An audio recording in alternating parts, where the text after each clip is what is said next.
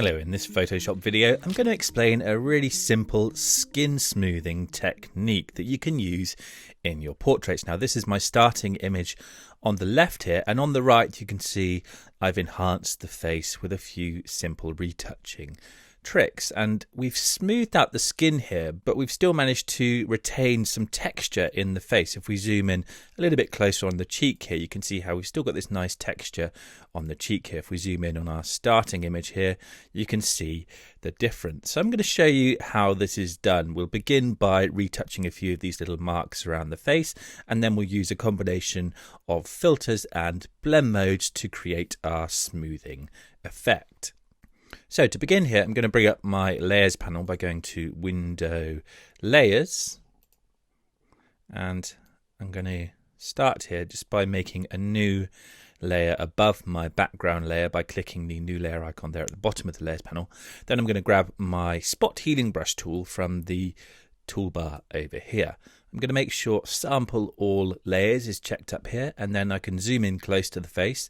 A quick tip: when zooming, you can hold Command or Control. That's Command on a Mac, Control on Windows, and if you hold that and space and drag to the right, then you zoom in, and if you drag to the left, then you zoom out. So this is really useful when retouching because we can zoom in and then we can hold space and drag to move around. So I'm just going to use the spot healing brush tool to remove some of these little marks and pimples around the face here. I'm using the left and right square bracket keys on my keyboard to resize my brush tip as I paint. Now I'll just quickly dab over these areas, and you can see how the tool does a very good job of just tidying up these little distracting marks around the face just to give us perfect skin. Now this may take a little while, so I'm going to jump forwards to a point where I've continued working over the face with the spot healing brush tool. So here are the results of my retouching with the spot healing brush tool. If I toggle off this background layer for a second, you'll see exactly where I've painted with the tool. And of course, because we've made our edits on a separate layer, we preserve our original image on the background layer there. So this is useful for a non-destructive retouching workflow. Now let's zoom in a little bit closer again here, and what we're going to do next is start our skin smoothing technique. So I need to make a merged copy here of both of my layers in the layer stack. So I'm going to use a keyboard shortcut for this, Command or Control plus Shift, Alt and E, and that merges those two layers into a single layer there at the top of the layer stack. Next, I'm going to invert the tones on this layer. Now I can do that either by going to Image, Adjustments, and you can see we've got Invert there, or it's easier to use the keyboard shortcut Command or Control and I, and this gives me a negative version of my image. Next, I'm going to go back to the layers panel over here, and I'm going to click on the blend mode drop down at the top here where it says normal and change this to linear light. Then I'm going to go to the opacity setting beside this and drop this down to 50%. Then after this, I'm going to go to Filter, and we're going to use the High Pass filter, which is found down here under Other. So go to Filter, Other, High Pass, and we want to use a value here that blurs out the skin. Somewhere around about 15 pixels here is working for my image, but you might want to experiment with different values. I'll hit OK to apply that. And next we're going to use another filter. So I'll go to Filter, Blur, and we're going to use Gaussian blur for this.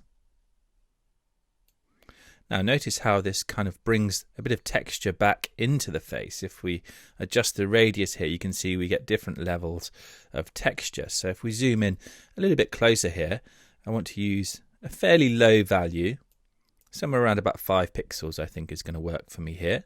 And you can see how the Gaussian blur filter here actually dials in the texture, and that's because we're working on that inverted layer there set to the linear light blend mode at 50%. So the high pass filter, which normally sharpens, actually gives us our blur, and then the Gaussian blur filter gives us a touch of sharpness. So we can experiment with this value here. Somewhere around about 5 works for me, so I'll hit OK to apply that. So now we've got our nice softening effect. If I toggle that top layer off and on again, you can see how that enhances the skin. The problem is it's also working over areas where we don't want it to be visible, such as the eyes and the lips here. It's giving us this kind of glowing effect over the whole face, but I want to restrict it just to the areas of skin, so I'm going to use a layer mask to do this. Now I like to completely hide my layer first and then start to reveal it. So to completely hide the layer, I can hold Alt and click the Add Layer Mask icon here at the bottom of the Layers panel, and notice how that gives me a full black layer mask here that completely hides everything on that layer. Then I can grab the brush tool, and as long as this mask thumbnail here is highlighted, I can paint with white over my image to reveal parts of that layer. So again, I can use the left and right square bracket keys to resize my brush tips. I'm going to use a fairly large soft edged brush tip and just paint over parts of the face here to reveal that softening effect just over the skin and around the chin here,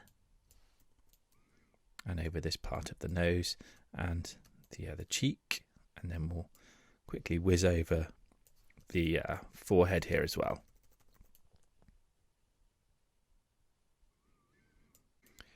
And you can see that gives us our nice skin smoothing effect. If I toggle that top layer off again and on, it's quite subtle, but it's really working nicely. And this is the key with retouching. We want to keep our edits fairly natural. If I zoom in really close here and then toggle that top layer off and on again, you can see we lose some of the blotchiness but retain the texture. So let's zoom out a little bit more. We could even use the layer just to smooth parts of the shoulder here as well if we want.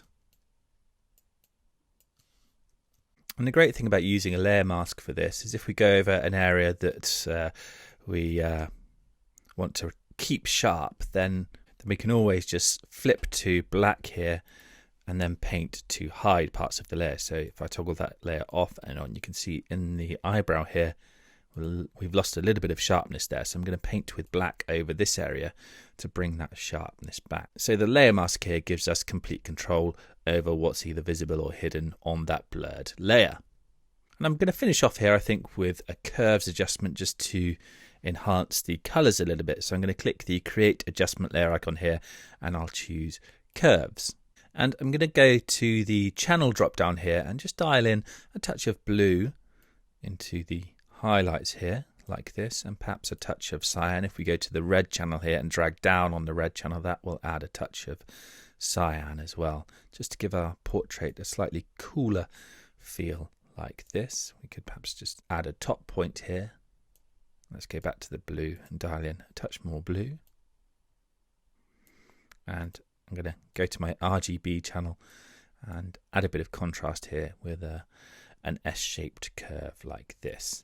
And if I toggle that curves adjustment layer off and on, you can see how that just gives our portrait a slightly different look. And that's my finished image. So if we go back to our starting image here on the background layer here, you can see this was our original portrait. If we zoom in a little bit closer here, first of all, we used the spot healing brush tool to remove some little marks and areas around the face here and get rid of some of the stray hairs around the edge of the head.